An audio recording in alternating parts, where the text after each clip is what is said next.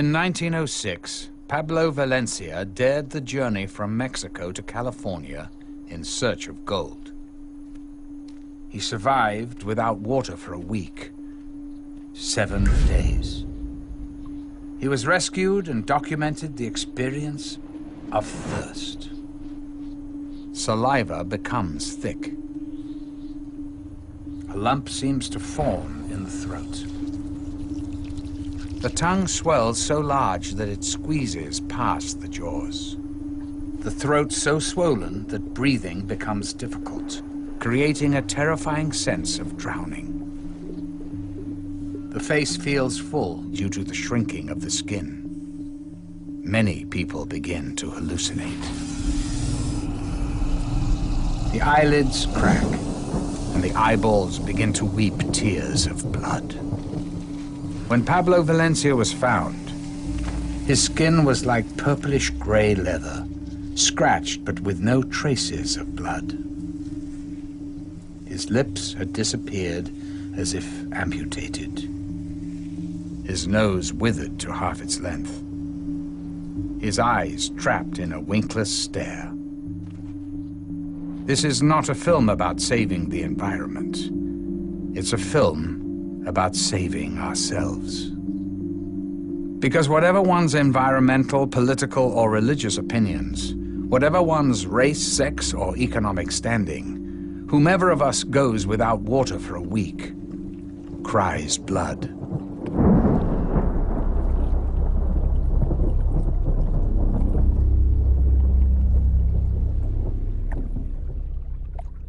There is always a lot of focus on, well, what's the environmental impact?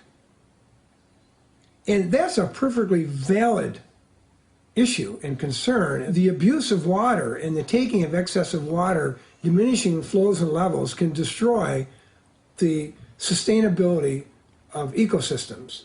But we can't, in the name of preventing environmental impacts, there's a mentality that says, well, as long as we're not causing any significant impacts, we should be able to use the water any way we want, including selling it, exporting it for private gain of a few. When it's all said and done, people need water to survive. That's what the bottom line is. When we search the universe for life, we search for water. Because it is only from liquid water that all known forms of life exist.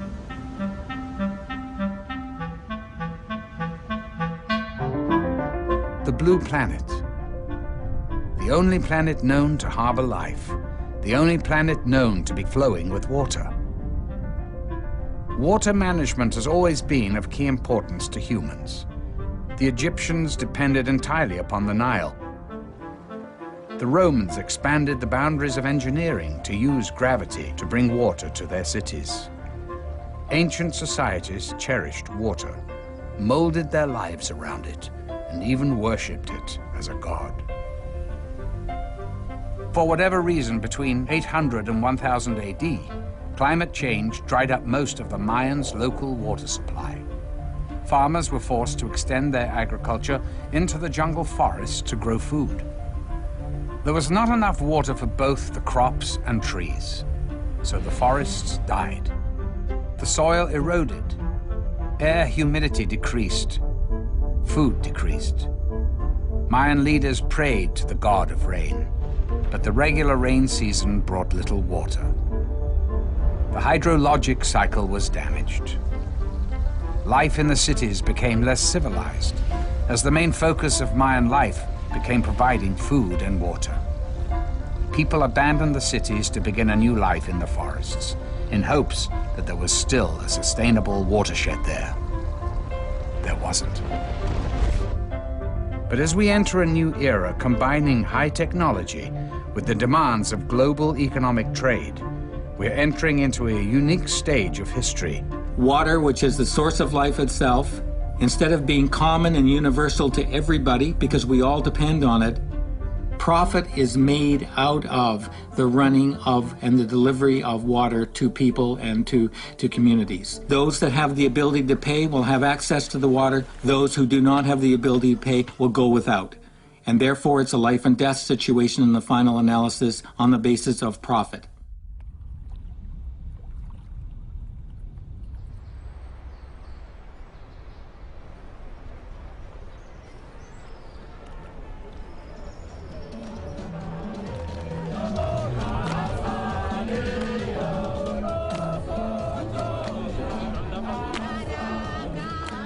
Thank you very much, and it's a great honor to be on this stage with you.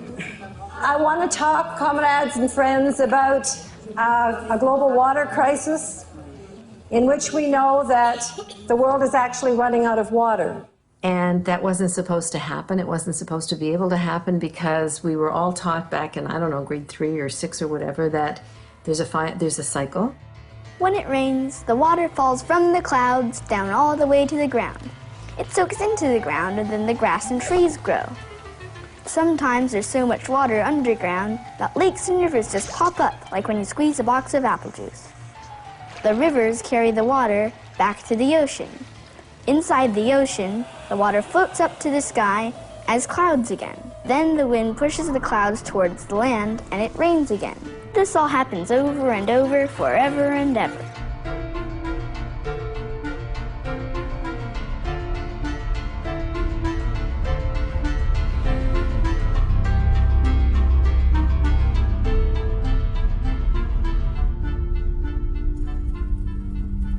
How is our water being polluted? Agriculture uses chemicals to increase farming productivity. Ironically implemented to counter a diminishing water supply, these chemicals pollute the groundwater. Automobile gas emissions pollute the clouds. But perhaps the most damaging culprit is industry. Water pollution has been linked to the rising miscarriage rates in women, lower sperm counts in men, and it is so globally severe that the Malaysian government proposed the death penalty for anyone caught contaminating water.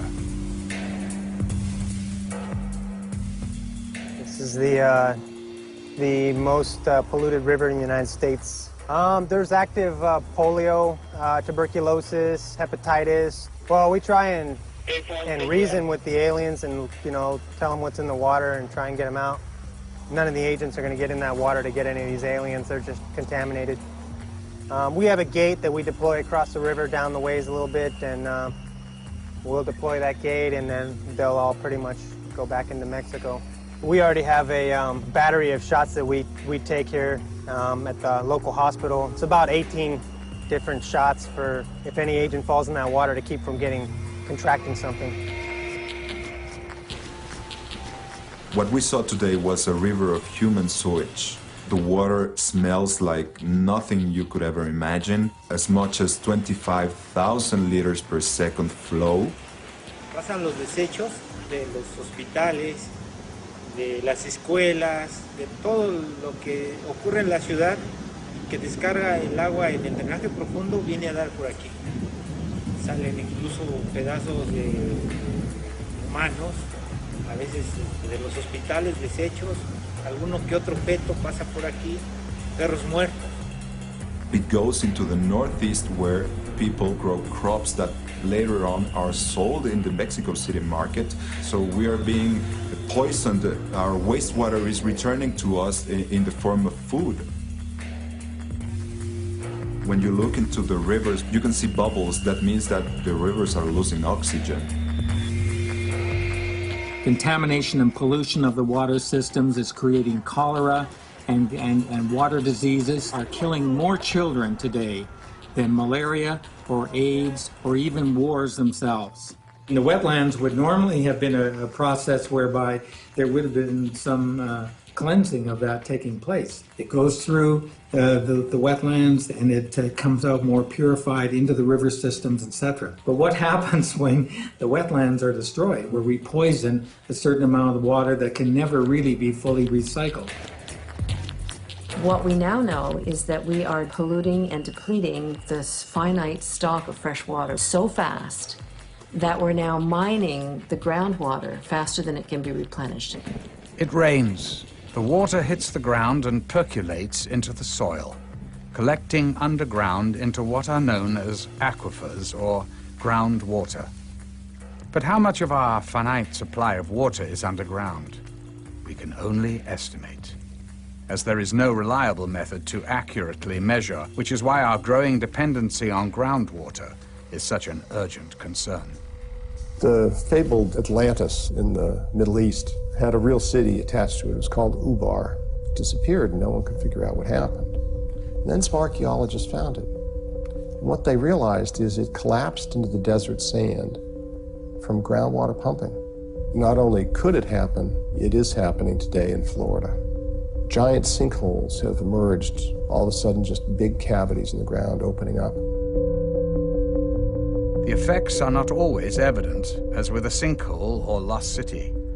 Entire regions can slowly and evenly sink as a watershed is depleted.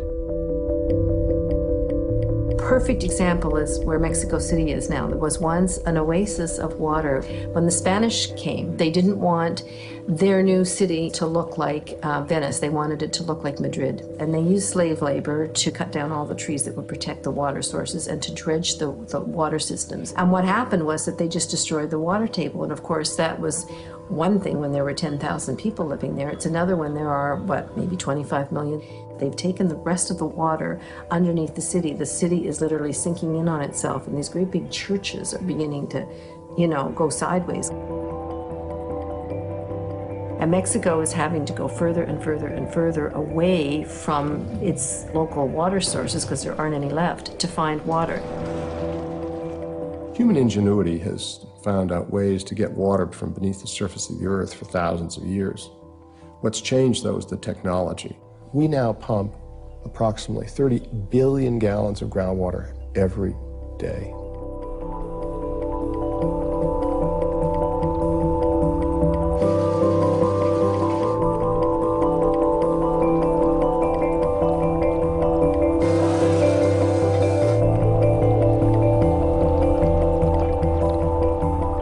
The farming community started tapping into our aquifers at a time when there really were not other demands on the resource.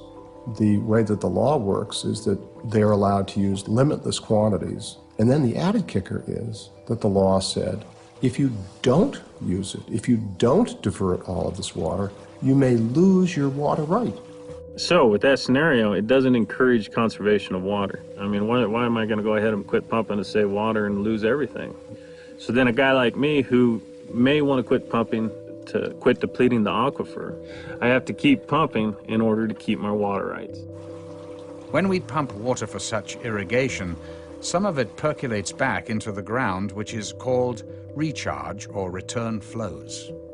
So long as we pump no more than what is recharged, we are using the groundwater sustainably. The problem is that we're pumping up to 15 times more water from the ground than is returning back into it, creating a global crisis.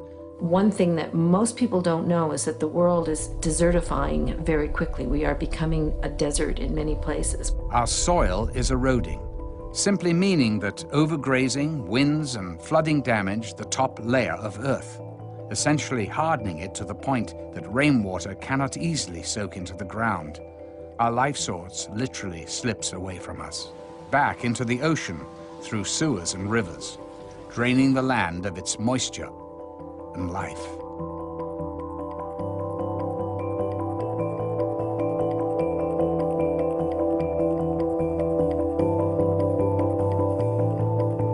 Že krajina, ktorú človek vysušuje, sa mení zo zelenej na žltú a výsledkom potom je, že všetká voda je skumulovaná v oceáne.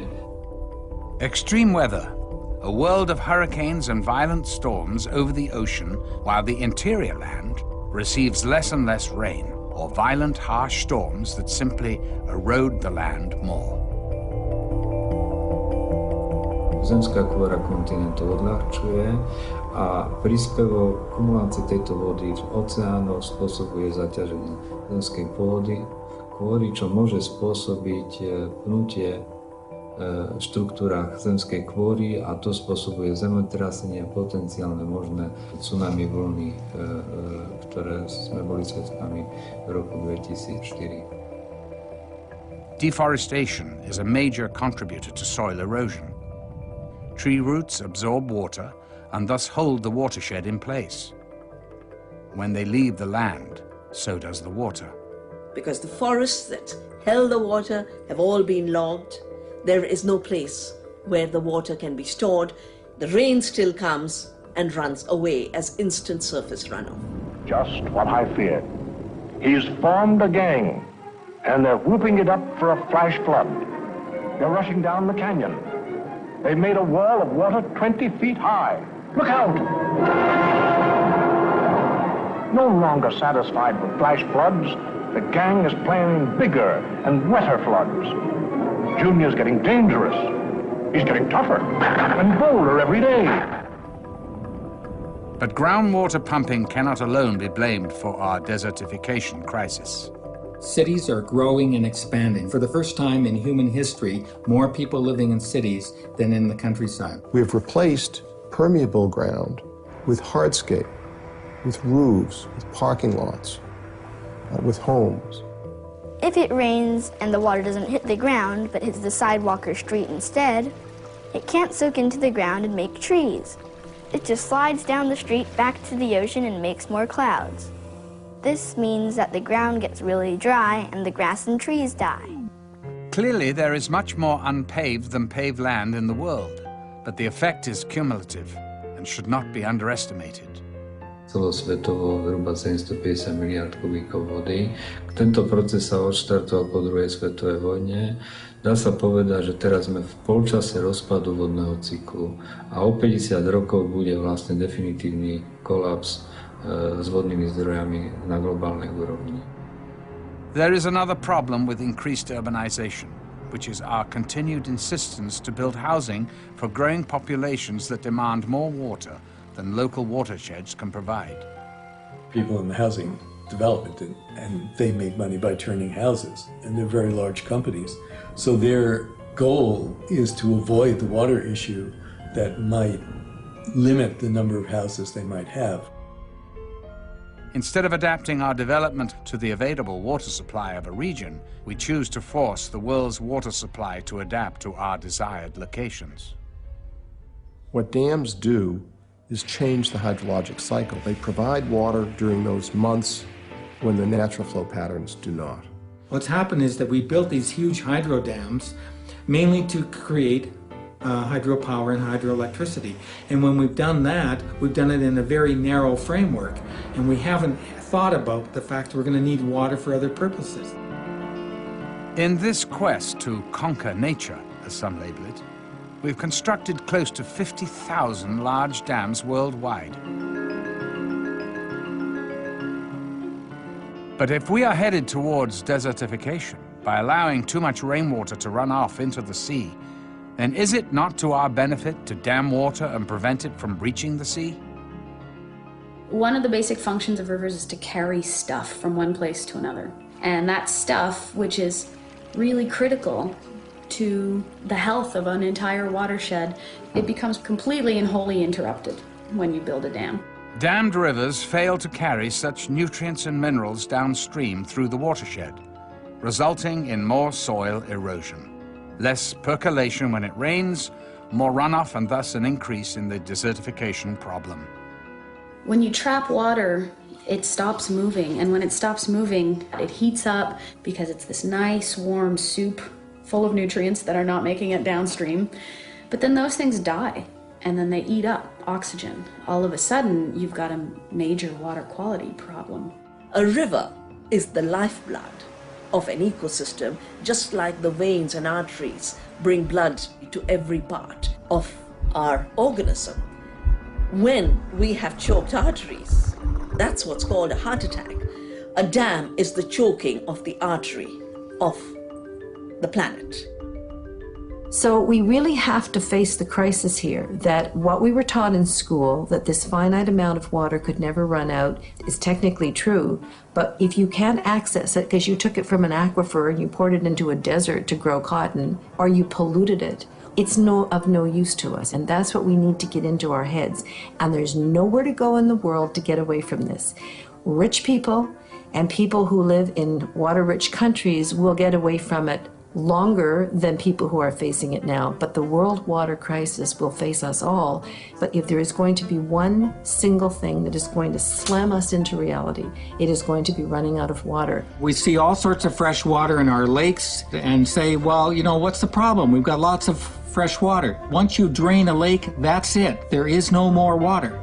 We have to start focusing in on what is the renewable supply which comes through the hydrologic cycle.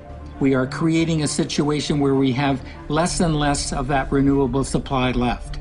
And with the help of water scientists, we have to really start to assess how much water we really do have to work with. What is that renewable supply, and trying to define it. That's the task at hand. We must be able to find out what the limits are and how to live within them.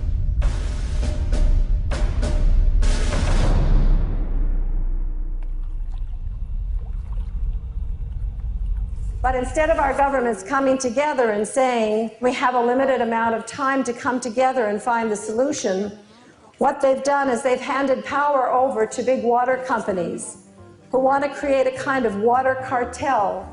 Suez, Veolia, which used to be Vivendi, and RWE Thames. And these companies are all in the top 100 top corporations. I mean, the water division of Suez has 400,000 employees. I mean, try saying no to them if you're a little third world country, right? So that one day, every single drop of fresh water in the world will be privately owned and controlled. Up until the 1980s, really, if water was privatized, they were companies within a country. So France was mostly privatized, but the companies that then became the giants were just French companies delivering water locally. Water privatization in France, because of the multinationals that are so powerful there, and because of their long history there, is so ingrained that even the president of France wasn't able to stop it.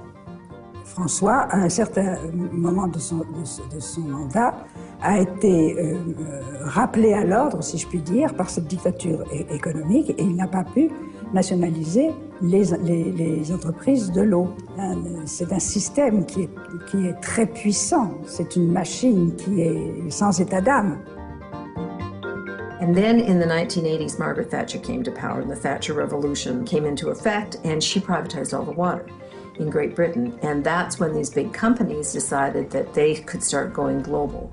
At the same time, the UN was beginning to explore the language of water as an economic good and a commodity. And the very first time was at a very important conference in Dublin in 1992, which for the first time named water as a good. So you get the Thatcher-Reagan market economy ideology growing over here. You've got the companies all ready to go because they've been delivering inside nation states. And now you've got the UN saying, okay, we're ready to start thinking about water differently. It's not a right. So it all kind of converged together. Well, the World Bank is created after the Second World War to bring financial stability and development to the developing world. And it's supposed to be pooled money from the wealthier countries to help develop the global south. However, what's happened is that the World Bank has hooked up with the three big water private service companies in Europe. They basically started to work their way into the developing world. And the World Bank would say, in exchange for debt relief, now we want you to privatize water.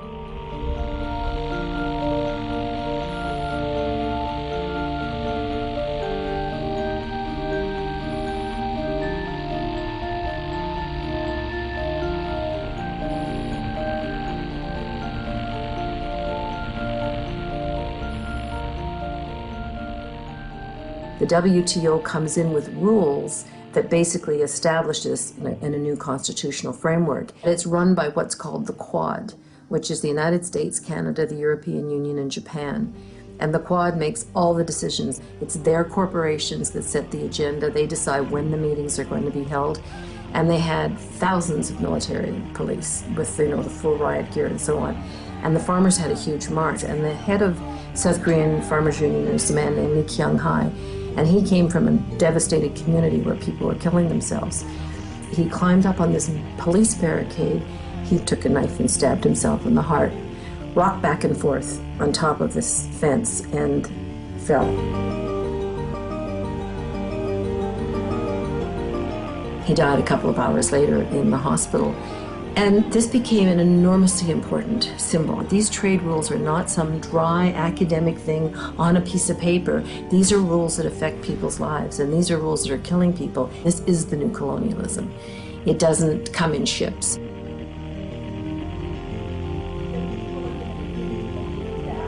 But the facts, we've heard the facts at this meeting. We've heard about the underachievement and the failures of privatization. And we know that ultimately these corporations aren't accountable to the communities that they serve. They're accountable to their shareholders, and nothing's going to change that. People think that water privatization is just a problem in the global south and the developing world, but that's just simply not the case. We have the very same situation in the U.S.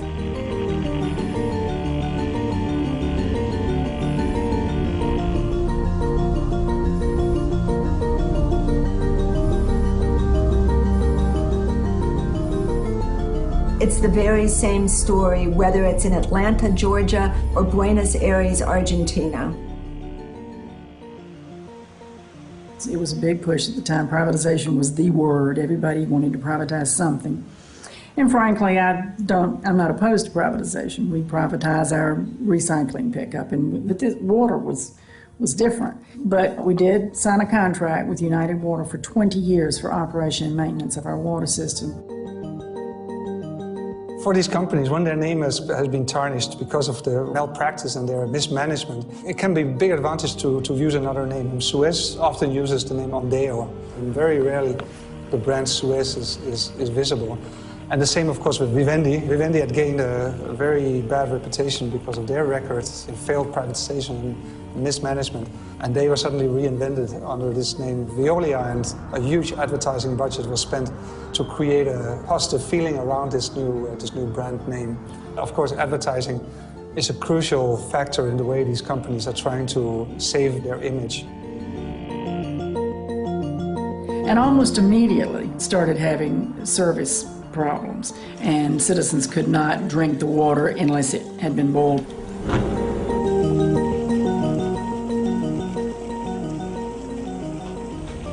There are no clear-cut performance requirements and performance guarantees. We did require in the contract that they take all of our 550 employees for labor reasons. They usually slash the workforce, sometimes in half. So they cut out about 200 employees, and that could have been part of the reason for the service delivery. They couldn't find out where all the piping connections were. The workers themselves were the people that knew where things were. The mayor at the time was Bill Campbell, and Suez gave him a $6,900 campaign contribution, but he wasn't running for office. A trip to Paris where he and a female companion stayed in the best hotels and were wined and dined. Although 2 of the 3 water corporate giants are based in France, and French water has been privatized since the time of Napoleon, a small percentage of French regions have maintained their own water distribution through their city councils. The city of Grenoble managed its own water for over a century, providing good quality water at low prices to consumers. Suez bribed our mayor. Le maire de Grenoble a choisi de privatiser à Lyonnaise des Eaux Suez. Tous les services publics sont bien moins chers que les services privatisés. There hasn't been one example in the world where there hasn't been a hike in the water rates. Il n'y avait aucune raison logique de privatiser ce service qui marchait très bien. Sa décision de privatisation était en échange d'avantages personnels, avait acheté le maire de Grenoble. I'm not a big fan of government controlling a lot of stuff. I've been in government. I've worked in the federal government, I worked in state government, I worked in local government, and I see an extraordinary amount of corruption.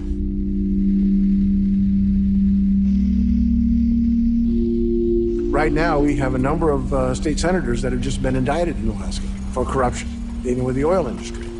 But what was the amount of corruption? A few $1,000s. It's not the money, it's the power.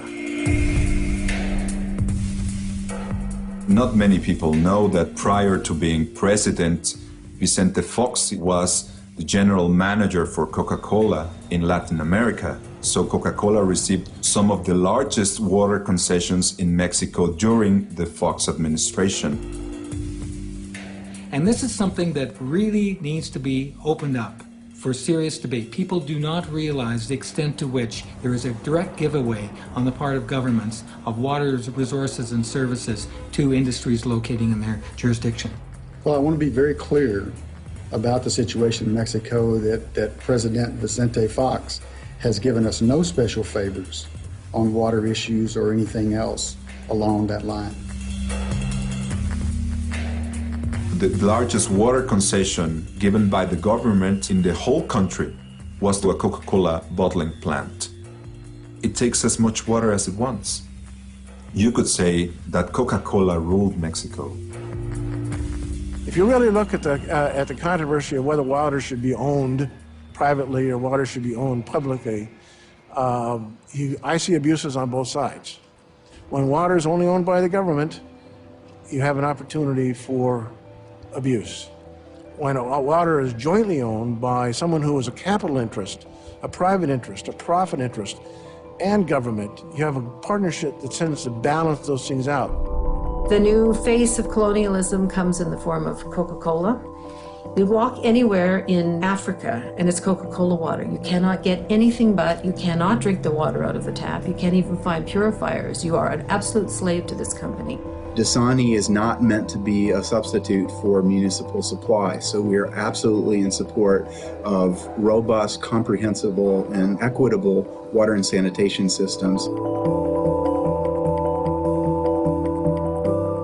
In this country, you have to pay more for this water than you pay for the same amount of Coca-Cola. So that's something.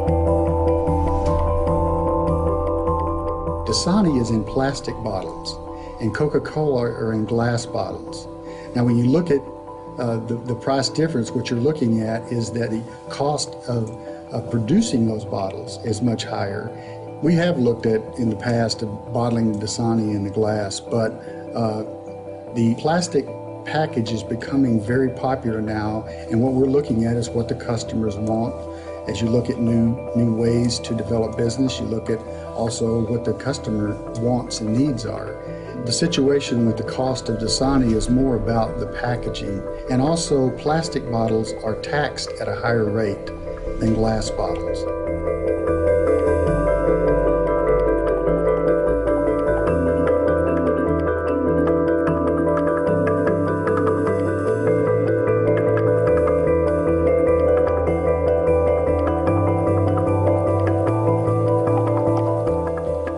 Wall Street per se understands in 50 years this is the commodity to be invested in. There's a sunset out there, there's a horizon out there that's coming closer and closer for oil, but not for water. There are at least a dozen publicly traded water indexes that deal only with water, trading it on the open stock market. 5 years ago, this didn't exist. Now it's just simply exploding. It takes two players to really make the corruption happen. First of all, we have corporations who are often greedy, but corporations are not social service agencies. They're there to make a profit. And what happens too often is that the water hunters are able to come in and either the government is corrupt or the laws are not sufficient to protect the water resources. As a water hunter, you just go out and you try to find a water source. It's not going to cost you a lot of money to clean up. The problem is getting it and holding on to it. Canada had 12 contracts for bulk export of water, and arbitrarily, with the change of government in British Columbia, canceled those contracts. When you have a change in government, the previous government's commitments are subject to renegotiation, and that's just the way it is. So when you're looking at water owned by someone else that you have to get a contract with, that's not a secure commodity anymore. The only way to have a secure commodity is to create it yourself by desalination. Many do not see the harm in depending on desalination for our future water needs. And suddenly, many countries in the world are looking to desal and building new desal plants as the alternative, and this is going to save them. But to do that, we require a great deal of fossil fuels and burning of fossil fuels, which contributes to global warming, which in turn contributes to the climate change problem in general. In order to address one problem, we end up creating a new problem. We already have an energy shortage. Where are we going to get the energy to use desalination? And a lot of corporations are saying nuclear technologies. Well, nuclear technologies are really not viable. We have no current plan to deal with nuclear waste. You know, it's no different from saying to ourselves that we're going to go into space after making a mess out of this planet. We go into Mars, we relocate there, or we colonize space itself and colonize another planet. And having made a mess out of our own situation, having failed to live up to our own responsibilities in relationship to nature, we then move on to destroy another piece of nature and leave the mess behind. fact that there aren't more plants in the world is because it's a cost factor. Only rich countries or the World Bank or big corporations or a combination of all three are going to be able to afford to build desalination plants. But even on the slim chance that technology can advance quickly enough, that the energy costs and needs lower enough to make a global desalination solution possible, the question still remains, why? Why forfeit the water we already currently have? Why freely give it to others only so they can sell it back to us at whatever cost the demand allows? When you have communities that are looking to extend their water supplies, they'll pay what they feel the value of that supply is worth. There are 87 corporations now building desalination plants, and the biggest water company of all is General Electric, followed by Procter & Gamble and Dow Chemicals getting into it. These are all companies that have seen the writing on the wall, and the writing on the wall is that water is the hottest property out there. I think you can add a 15% on that. I think if 15% is responsible, some investors will require 30. And if you can't offer 30, they're not interested in investing.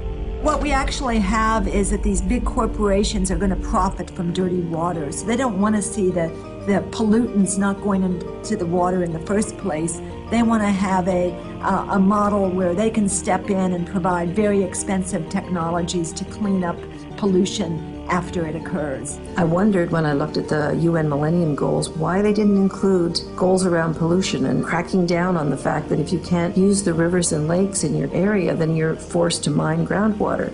Well, it's as clear as a bell to me now. It's because they're raking in the money. Who's going to own that water? When General Electric has it to clean, does it pass through them but still belong to the public? I don't think so. So it becomes a product that is a result of your process, and then you own it. Who ends up owning these desal plants? Because if these desal plants are in private hands or even in government hands, because after all, water is the source of life. These desal plants are the way in which we get access to water, then those desal plants and who owns them ends up controlling our lives. Bottom line, water is a good investment, period. Any place in the world. How much do you pay for your bottle of water? You can fill that bottle of water at the tap for practically nothing. And the difference between what's in the bottle and what's in the tap is, in most cases, insignificant. You know, we do not advocate bottled water over tap water. You know, consumers generally buy bottled water because of convenience, because of access. I wouldn't say that it's healthier. It is a healthy alternative. Because of the world water scarcity, the Great Lakes have been perceived to be a target. We were concerned about our wetlands, and actually my thought was it's our water, they don't have a right to take it, which wasn't correct. In our legal framework, corporations have the same rights as citizens, and so we see Nestle having the ability to go in and pump. Initially it started from a meeting that they had up in the town of New Haven. Naturally, Perrier had hired a consultant to study all of the effects of the pumping and so forth. And everything that they said, you know, nothing would happen, everything would be fine, there would be no problem with the lake. I talked to my hydrology buddy and I said, Tom, he said that this isn't going to affect the spring. And Tom snorted, he's not a hydrologist, he's a hydrostitute. And we were told up there that night by their council that we didn't have a chance in stopping them. But then we started having meetings and inviting people, and that we were just awed by the numbers of people that would come. Older people from the area, farmers, retired people. It went statewide then. And finally, the incumbent governor, who had opened them with welcome arms, made a comment to Perrier that, hey, look, the people don't want you. Why don't you move out? They went to Michigan from Wisconsin. In 1892, a 1-mile chunk of the Great Lakes and its waters was deeded by the Illinois legislature to a private company. The next legislature moved into office and voided the deed, and in 1892, the United States Supreme Court said, These Great Lakes, they're impressed with the public trust, and under this public trust, they can't be alienated, disposed of, diverted, or transferred for a private purpose. That doctrine remains as lively and viable today as it did in the late 1800s. And that's exactly what became the basis of the lawsuit. MCWC was still waiting to hear the opinion when the letters from Nestle were sent to members of MCWC, young people that had expressed their opinion in the press, and Nestle then, they were going to do a SLAPP suit against them. Where corporations actually step in and sue citizen activists. Usually they're suing them on something that's absolutely ridiculous, and often they'll lose, but the citizen still has to spend a lot of money on lawyers' fees, has a lot of worry. This acts as a deterrent to activism, and it is absolutely outrageous that corporations are being allowed to do this. And I was upset about that, but then... As far as trying to intimidate, they put heat on MCWC as an organization, and it really laid the heat in on my mom. You know, I didn't care what Nestle did to me. I was fighting Nestle, but no one's going to mess with my family, and especially my children. Well, and clearly no company wants to be in the position of having to do that sort of thing. It was simply a letter that simply asked them to refrain from making comments that were not true. Gosh, there's probably been 3 or 4 public hearings. Nestle was in attendance. There was newspaper press, there was television press. Just about anything I had said was either just my own opinion or else fact-based. So it was very hard to know what are they referring to. And then I said, I'll be damned if they're going to do that to me. So Nestle came to Ferris to give a presentation. My son Chris was there. My name is Chris Swear. I felt like my greatest defense was just being as public as I could. Received a letter that I, Chris Swear, am accused of slanderous or defamatory remarks. My son was shaking. I mean, he was so upset. And I'm wondering if those are charges, accusations, insinuations. I'd like to hear directly from your legal staff, if I could, please. It was a hard thing to watch as a mother. Chris, Fred, if you want to answer briefly, but I'd like to get to people that have questions about the project specifically, instead of maybe personally, okay? And the whole crowd was furious. But I mean, I tell you what, if at the end, Chris, there's time when we want to talk about that, there's no more questions about the project or water policy or groundwater, we would like to do, okay? They never followed up and contacted me. It never materialized as far as a SLAPP suit. It tells me it was a load of crap, just like I had suspected. The judge said, well, there's a diminishment, that's what the law is, it's illegal, you're done. And that was the end of it, we thought. It probably took at least a year to be able to have our day in court. And then, when you think in 3 days' time, the Court of Appeals heard Nestle's case. Nestle then was granted permission to continue to pump 200 gallons a minute. But in doing so, the Court of Appeals changed the law. Bottled water exports or exports of water in any form are hereby prohibited. Which is very different from most uses of water. Even agricultural uses have return flows, and it's available for reuse again and again. But once you put water in a bottle and you move it out of state, it's gone. You made that a product, we invested, it's a private good, you can't take it from us anymore.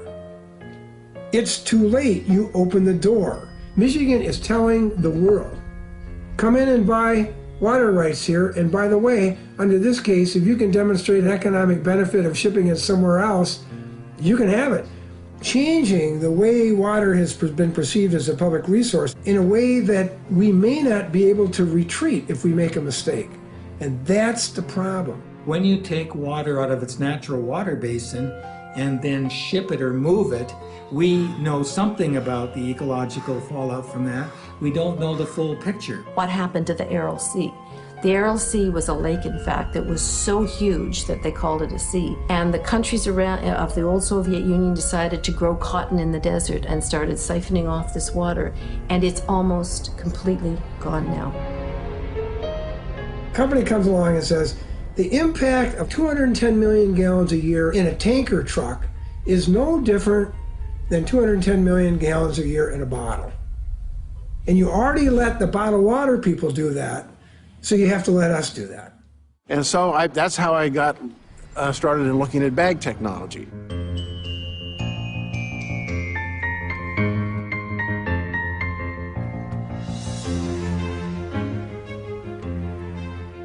If we massively ship water out of an area, the ecosystem is disrupted. The natural habitat damaged, biodiversity reduced, and aquifers dried. The water-rich area we chose to export from will itself desertify. The thirsty populations in the water-poor deserts we ship water to will simply consume the water and send it back to the sea via its sewers, thus still remaining a desert. Where one desert region existed before, two deserts now exist.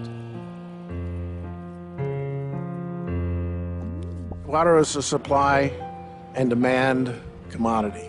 The people that demand it don't have the supply. The supply is often in other parts of the world. The question is how to get it from source to market. This sets up a kind of contest, and that is between city people and rural people. Companies are out there constantly looking at what land the farmers own. Going from farm to farm, hello ma'am, hello sir. Now what are you doing farming all day? Must be a lot of work. I bet you get up real early, and why don't you just let us rent or buy your water? And we have had Texas Water come in and volunteer to build a pipeline. What I'm afraid of happening is the water will not be sold here. Into that pipeline will go out of the basin into areas such as Santa Fe or Albuquerque. So this is a new development that's taking place as more and more of us move into big cities and don't want to think about where water comes from. Increasingly, it's coming from the places that grow your food. This is really, really, really short-sighted. You're using water from an ecosystem in Northern California, transporting it through long pipes and canals to Southern California to grow alfalfa. The alfalfa is then shipped to places like Japan, where it is fed to the high-end Kona beef, and then much of that beef is shipped back to the U.S. So we've set up this system of agriculture that just doesn't work anymore, and it's really based on the concept of virtual water, where we're growing crops for export in thirsty places and then moving them long distances, rather than having our food grown more locally and more sustainably. China is a very dry country, but agribusiness is moving there because there are fewer laws and labor is very cheap. Almost all apple juice sold in the United States comes from China now. We're losing our ability to even grow apples because it's cheaper to produce them elsewhere. That means that a country like China that doesn't have very much water is exporting its water to the United States through apples. Then we sign trade agreements like NAFTA so that our subsidized corn using water from desert-like areas in the U.S. can undersell the farmers in Mexico. A lot of that water actually stays in the corn and is then transported to another ecosystem and is completely lost. For instance, here in Kenya, they grow most of the roses that are sold in Europe, and they export them. And they're grown around a beautiful, beautiful lake called Lake Naivasha, which is being depleted at an appalling rate. All done by foreign corporations, huge, great big flower plantations. If they keep doing this, within 5 years it will be a putrid puddle.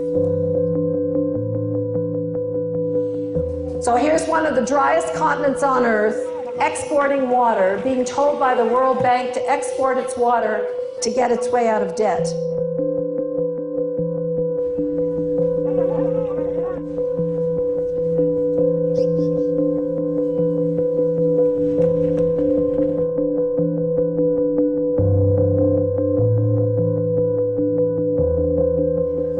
I call this theft. I also think it's a form of murder.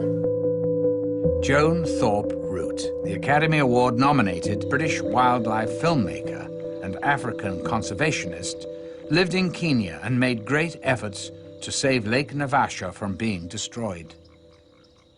Her assassins broke the nearest window to her bed, where she was sleeping. Joan awoke. Desperately held her blanket out as a shield and charged the three men. The men fired their AK-47 assault rifles from outside the window, riddling the room with bullets through the lace curtains. 2 bullets struck Joan in the leg.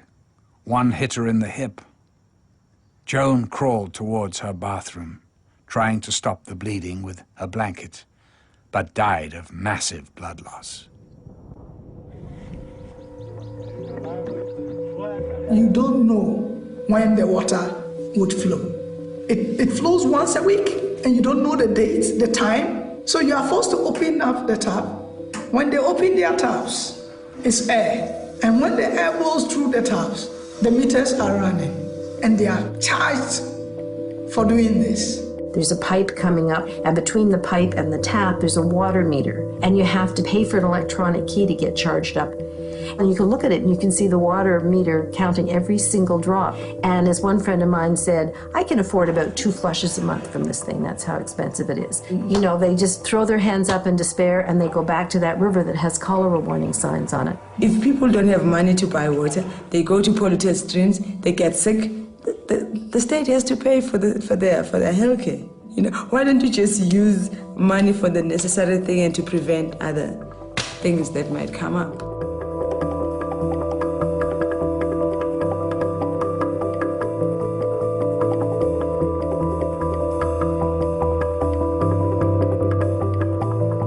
If in the house I'm the only one employed and I buy water, I'm going to limit or ration the people who are living in that house. That's why then you get domestic violence. Because now I want to do my laundry, but because my sister is the only one employed, she determines when I do my laundry. You know, parents will take the tokens that they use into making sure that the water can run, you know, wherever they go, maybe to work and all that. And then during the day, kids don't have water.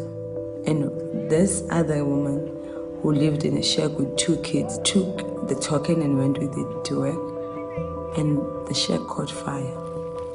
And there was no water to stop the fire. And even the neighbors are saying, we don't have money to stop hair fire, you know? These projects are taking away our humaneness.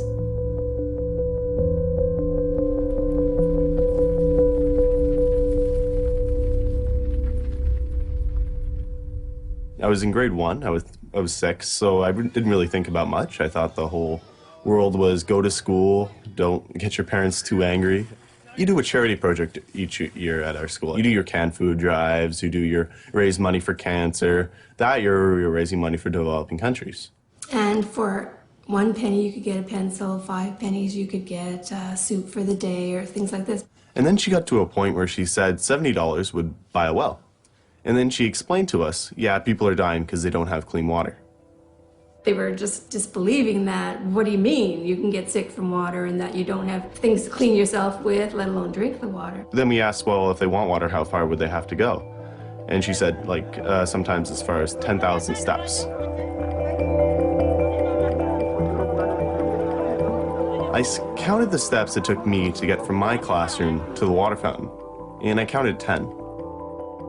She said, yeah, $70 would buy a well, and it would stop it so people wouldn't have to walk so far. So I thought, okay, that sounds like a good idea, so I'll go home to my mom and dad. They have lots of money, right? And the problem would be solved and no one would die anymore. And I thought it was a great plan. And we thought, oh, isn't that cute? You know, he wants to build a well, let's make dinner. Because he was so young, we really did not take him seriously. You don't get it. He said someone just died because they don't have clean water, and you didn't help them.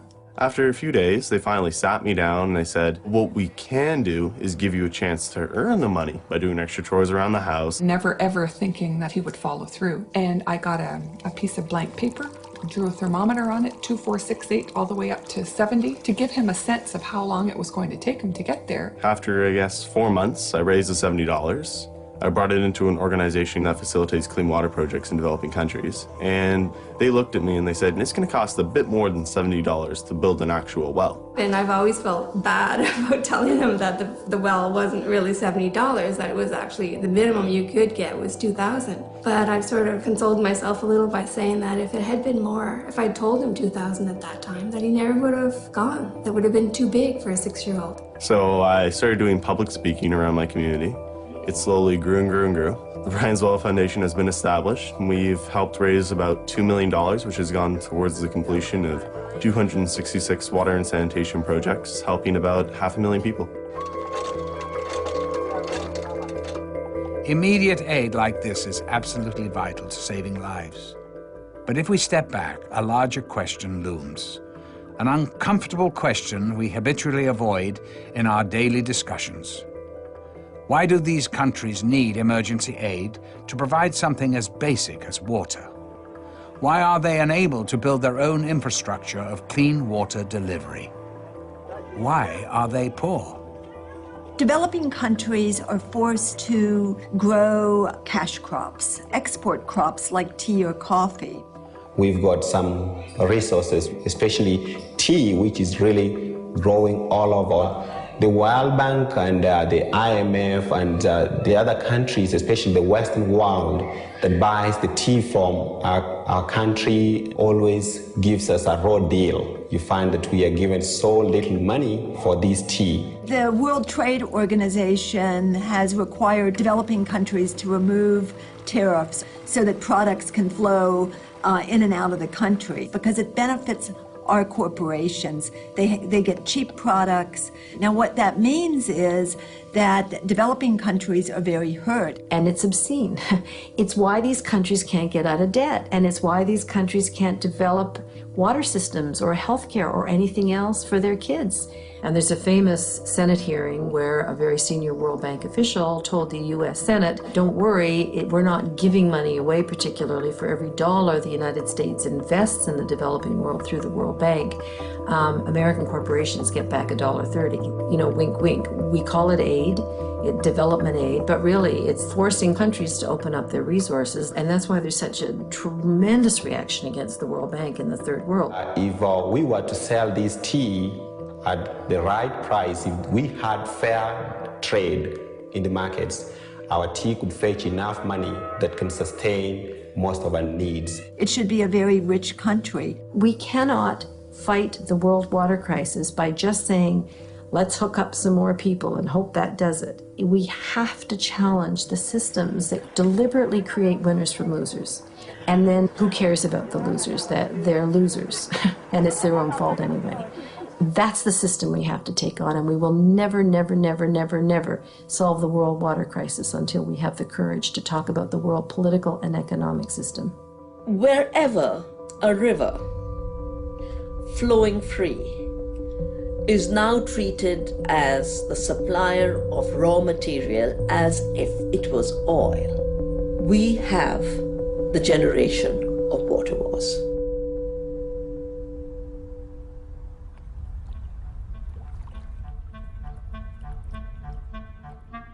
The Chinese, the symbol for water, not only means water, it means control, which I think is quite profound in the sense that controlling water is everything. The word rivals, for instance, comes from Latin meaning river. The rivals were people standing on either side of the river throwing things at each other. And you're just going to see more of that as the technology develops to be able to suck water out of the atmosphere. Now you're going to find water from the atmosphere in clouds being stolen. New techniques for controlling the weather are being tried. When conditions are right, rain is made to fall by seeding clouds with dry ice or silver iodine. It's happening in China and some other places where a particular village pays for a plane to go up. They make it rain before the cloud gets to the next village. So there's real anger and real political tension.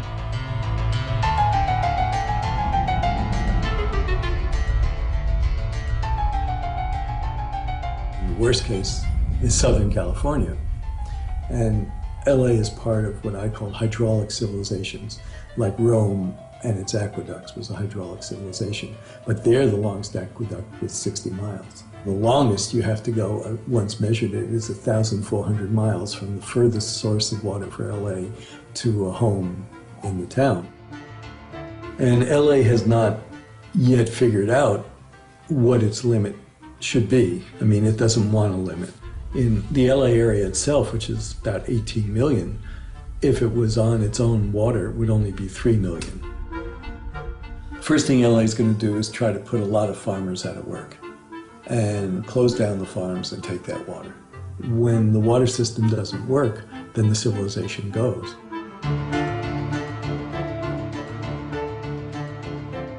The most famous conflict occurred in the Owens Valley, and Mulholland was the head of the water department there, and noticed that it was pretty much a downhill run to LA in the 1920s. And so he got together a whole bunch of investors to divert all the water from Mono Lake and send it down through an aqueduct to LA. It put the farmers out of business, and there was a big, violent rebellion. In 2 different instances, tried to blow up the aqueduct. They partially succeeded once, and then they were arrested, and then they sent in kind of goon squads to get rid of the farmers, and then they paid them off. The last great water war in the United States was 1934, when Arizona sent in the National Guard because California, again, was building a dam across the Colorado to divert the water to California without giving Arizona any.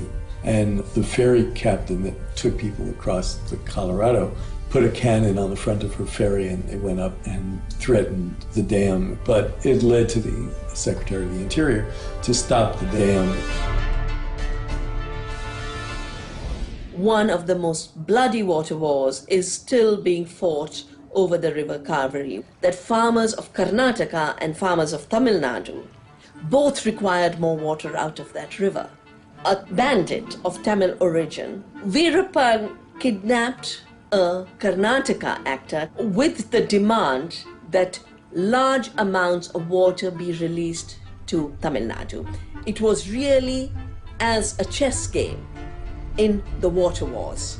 I was doing a major study on conflicts over resources for the United Nations University. This fat file of mine on river water conflicts suddenly had no more coverage because the entire issue was now being presented as an issue of religion, not water demands and water conflicts.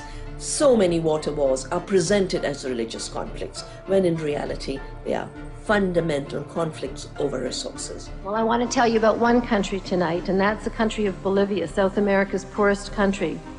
Several years ago, the World Bank refused to guarantee a $25 million loan to finance the investment program of the local water co-op and forced Bolivia to sell its water systems to a subsidiary of Bechtel. The water prices now account in Bolivia for more than they pay for food. Well, I have a story to tell you tonight, and that is that the people rose up in Bolivia.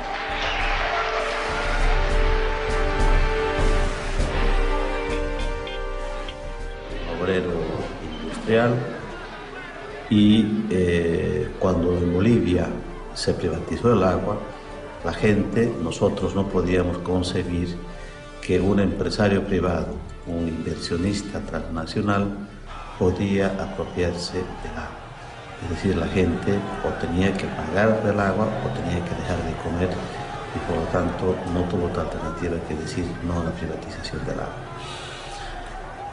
Una rebelión popular, una forma organizativa de multitudes de gente, que desde los campesinos hasta los vendedores de las calles, y empezamos una resistencia. El gobierno sacó al ejército y a la policía para garantizar la seguridad jurídica de la empresa, garantizar las utilidades y las ganancias de la compañía. And it's really interesting because, you know, the World Bank has imposed the same kind of private control and takeover of many other things in developing countries: healthcare, education, their energy sector, their mines, and so on.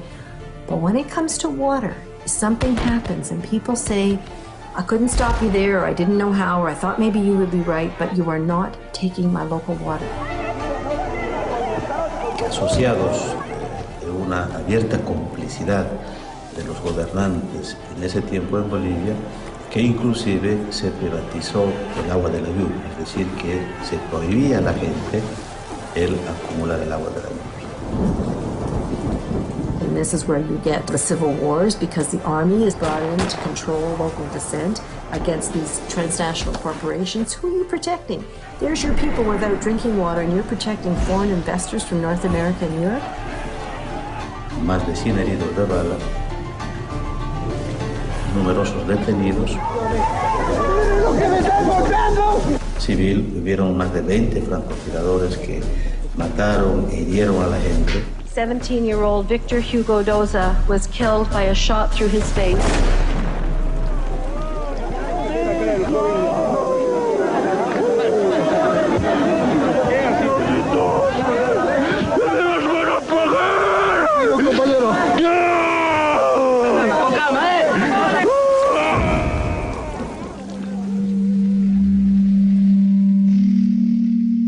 See a whole new geopolitical picture emerging here, where the world map will be rewritten and redesigned. They've already mapped out what are going to be the most intense areas of potential conflict in the next 10, 15, and 20 years. So the water-rich areas of the world are Brazil, Canada, Russia. So these big superpowers are beginning to position themselves in such a way that water, like energy, is seen as part of their future security, including their military security, including their commercial security, and they're beginning to understand they have to secure future sources of water.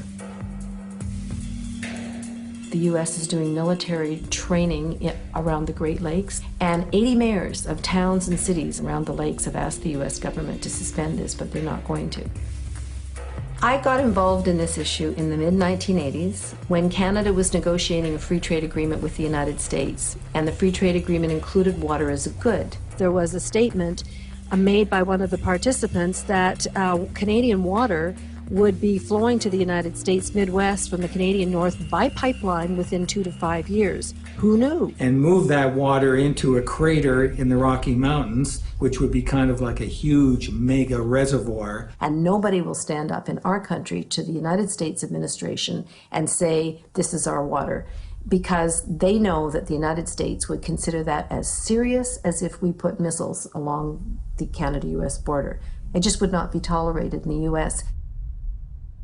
In the new regime, where water is being treated like oil, the protection of that commodity is being ensured through a militarized defense.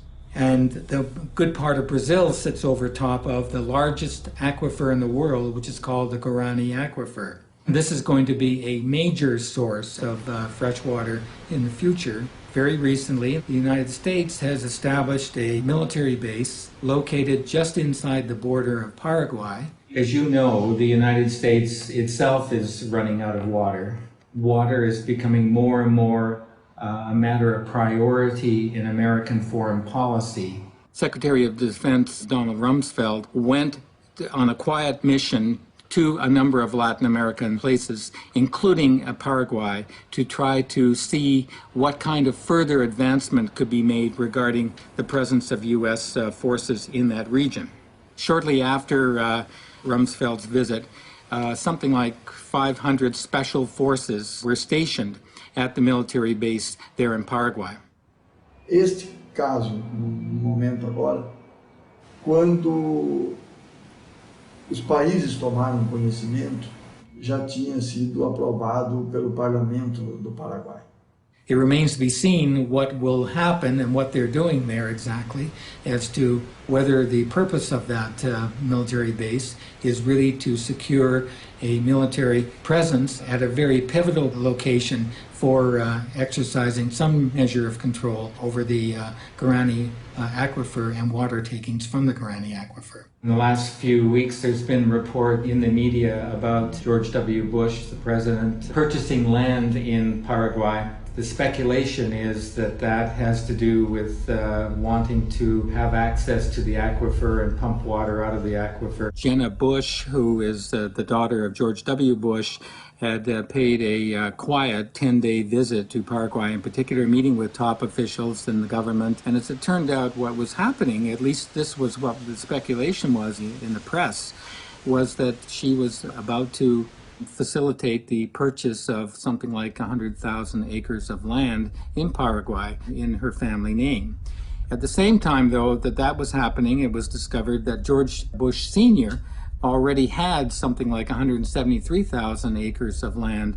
Was this an example of the Bush oil family now switching from black gold to blue gold, turning to water and purchasing water? Clearly after that, there were a series or a string of denials on the part of the Bush family. Not directly, they did it through agencies, U.S. government agencies. Eles negam a construção da base.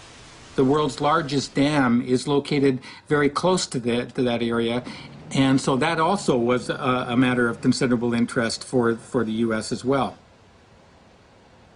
Os americanos, não diria o povo americano, mas uma parte dos americanos, principalmente de seus governos, tem uma visão muito militarista, economicista e predadora. E quando não conseguem no convencimento, vão pela força. A visão economicista, a visão imediatista, é a mesma visão que levou, em outro campo, ao americano ter o que teve no Vietnã, como agora no Iraque. Será que essas lições eles não aprenderam ainda? I mean, there's no question that that region of the world is the Middle East of water in the future.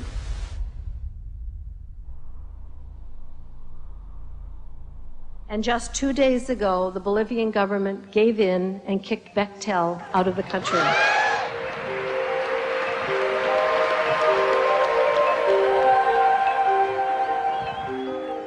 Humble Bolivians, led by a 45-year-old, kicked one of the world's biggest engineering companies out of the country for its criminal behavior and told the World Bank to go the hell with it. Bueno, 2 días después de la victoria popular, yo tuve la posibilidad de viajar a Washington. Primera vez en mi vida que salí a Estados Unidos. Segunda vez en mi vida que salía fuera de mi país. And this simple shoemaker from Cochabamba, Bolivia, gave one of the most moving speeches I have ever heard. Solo somos dueños del agua y del aire. The only thing that is ours anymore is our water and our air. Posibilitó la pérdida del miedo que se tiene frente a los poderes constituidos económicos, financieros, políticos y militares.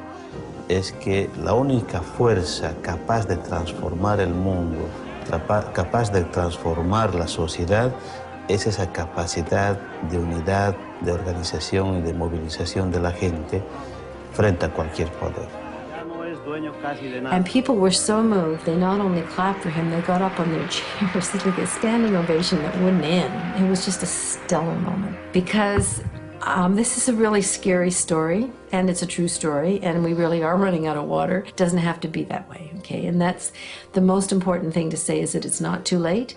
The earth is amazingly elastic in terms of coming back. The ability of the earth to renew itself is stunning. Aj najlepšou formou boja proti privatizácii vodných zdrojov je mať viacej vody okolo seba vo svojom životnom prostredí. Je to vlastne Gandhiho filozofia. Blízko svojho vo svojom prostredí a tým pádom stráca zmysel obchodovania s vodou. Riešením je veľmi jednoduché. Vrátiť vodu do vodného cyklu a začať zavodňovať krajinu dažďovou vodou. We need to dig holes. If we dig holes in the sand, we can trick the water into staying so it doesn't run away to a river or ocean when it rains. The water will sit in the holes and soak into the ground. Then more trees will grow. We prepare very simple, very cheap solution, and we invite youngsters and volunteers every year about summer camp, 2 weeks. About 40 to 100 people make manually, for example, small wooden dams on small streams, on water holdings, and to accumulate water. There's a huge difference between these water catchments and dams, because dams, what happens is that a large amount of water, land area gets flooded. We create these huge reservoirs, then the water becomes stagnant in them, and the mercury, it starts to spread throughout the water system itself, and it creates a whole different set of problems. In these water catchments, what happens is that the water is trapped so that it goes right into the ground itself, and therefore starts to replenish the groundwater systems. A môžeme vlastne mať zo žltej krajiny zelenú. Povedzme, pre vysušené regióny sveta, ktoré môže with creation of clouds in atmosphere and create of raining. This model can to create million and million jobs for poor people around the globe. Blue alternative solution is very easy, simple, cheap, solving of complex problem. And it, quite frankly, is the antidote to desalinization. This is the kind of approach that we need to take in order to revitalize and rebuild our groundwater systems.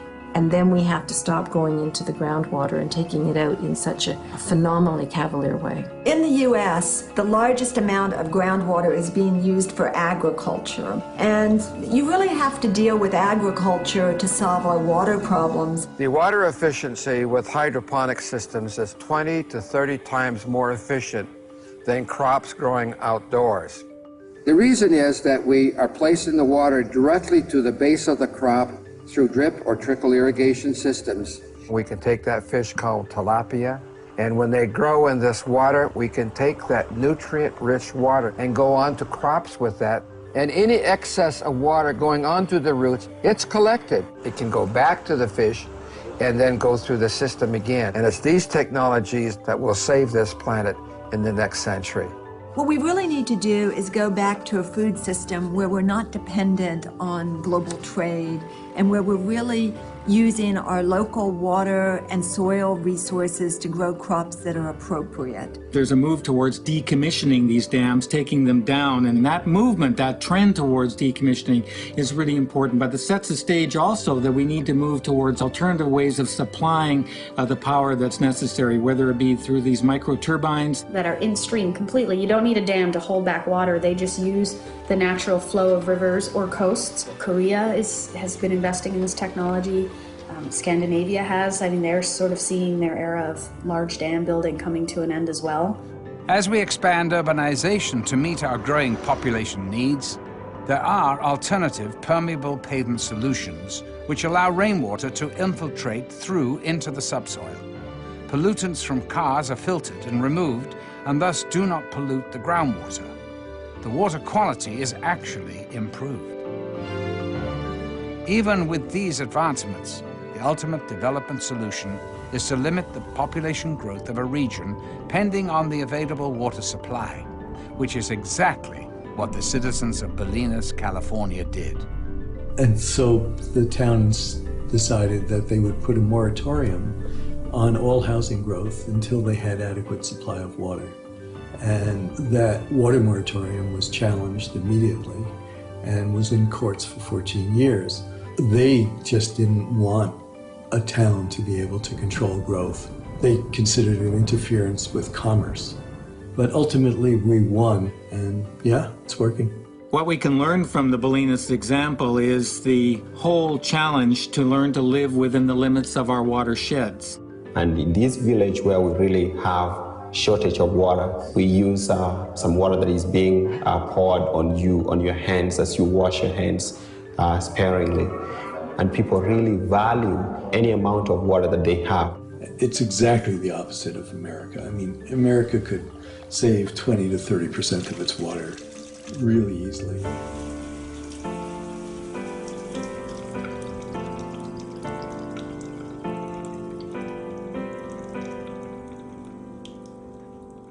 If we adopted the toilet style of Israel, for instance, which has 2 buttons, one for urine and one for feces, the one for urine is less than a quart. You know, everybody takes water for granted. We're going to have to grow a constituency for water issues. Think about climate change. Groups have been working on climate change for 20 years, and it's taken that long for the general public to be aware of it and for us to begin to make the legislative and regulatory changes that are necessary to really solve the problem. We need to do that for water. To call for a United Nations convention that explicitly states that water is a human right and a public trust that must not be denied to anyone on the basis of inability to pay.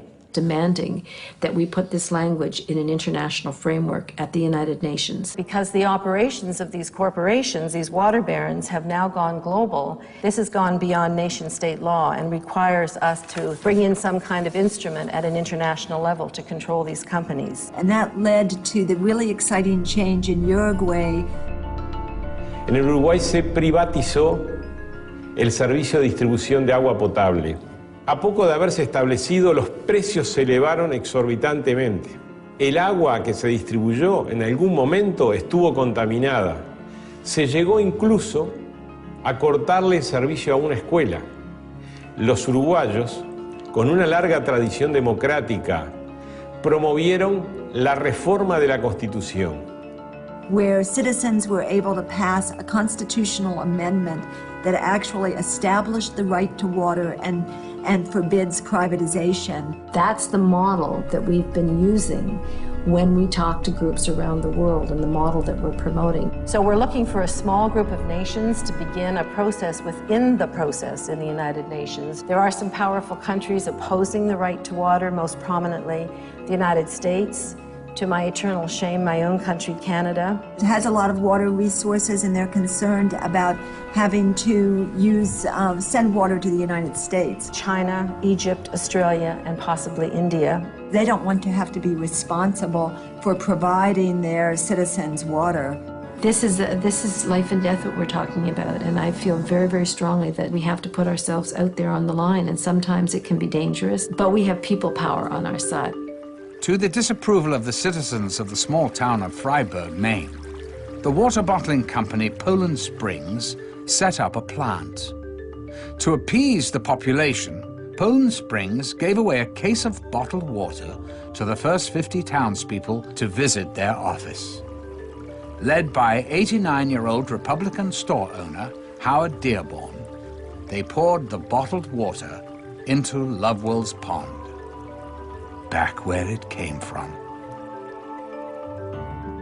This week at the World Social Forum is being launched an historic organization, the African Water Network. A world that is going to say no to commodification of our common goods like water. To mobilize and protect Africa's precious water sources from abuse and from corporate theft.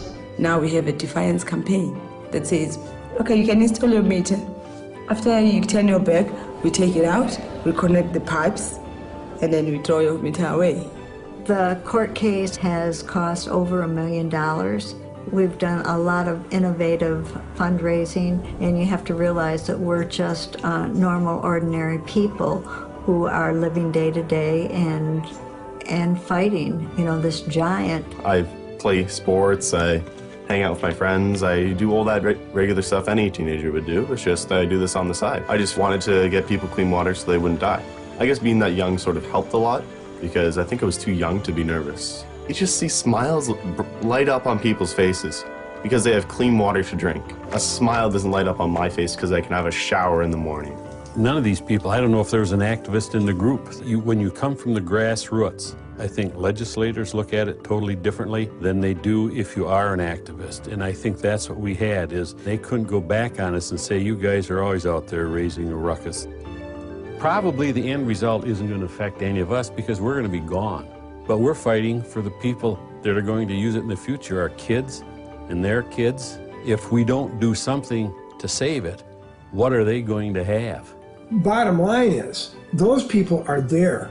And I'm talking Republicans, Democrats, and everything else in between and beyond. They're there because if money is more important than water, where are we? Our previous mayor was indicted and tried and is currently serving time. Et le maire, ministre de la Communication, a été mis en examen, puis emprisonné avant d'être condamné.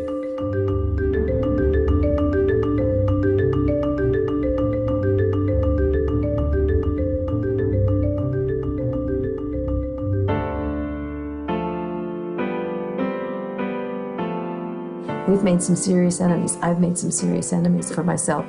But as my mother would say, serious people have serious enemies. Because it's not going to necessarily happen through governments alone. It's not going to happen through industry and by corporations. We, the people, must become the water guardians of the 21st century. What water is in my backyard? What's the name of the watershed I live in? We should all know that. Just the way we know our town and our state.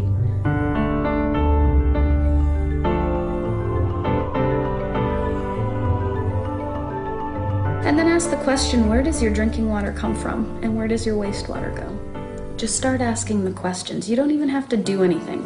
Just ask the questions.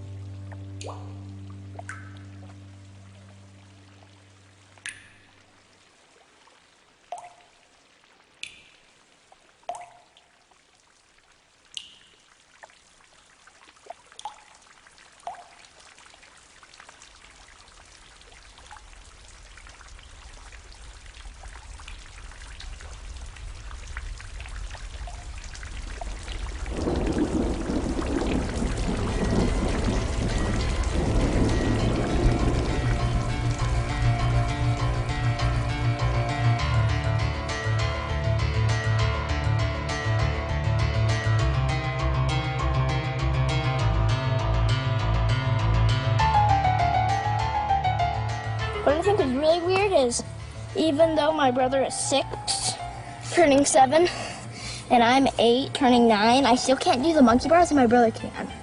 They were selling Ice Mountain at the school cafeteria. My principal came into my class and then I told my teacher that I had to talk to her about the Ice Mountain thing. This is my problem poster about what Ice Mountain's doing. They're draining the lakes. When they drain the lakes, they're also draining the springs and the wells. And this is just like one of my little glow-in-the-dark things. Before Ice Mountain, after Ice Mountain, mud flat. And then over here, the solution. Send letters to the decision makers. Boycott Ice Mountain. I showed these posters to the school board, my class, and student council in Michigan, despite lawsuit in court. Well, Mrs. Hart, she said that there was going to be no more Ice Mountain in the entire school district. A bunch of articles just because of one little thing I did. And also, most importantly, let your voice be heard. Like, the one time when I was at a meat store, I saw that they sold Ice Mountain, and then I talked to the store manager, and then he said, okay. And then the next time when I went, no Ice Mountain, the entire store. I felt very happy because I knew that I did the right thing.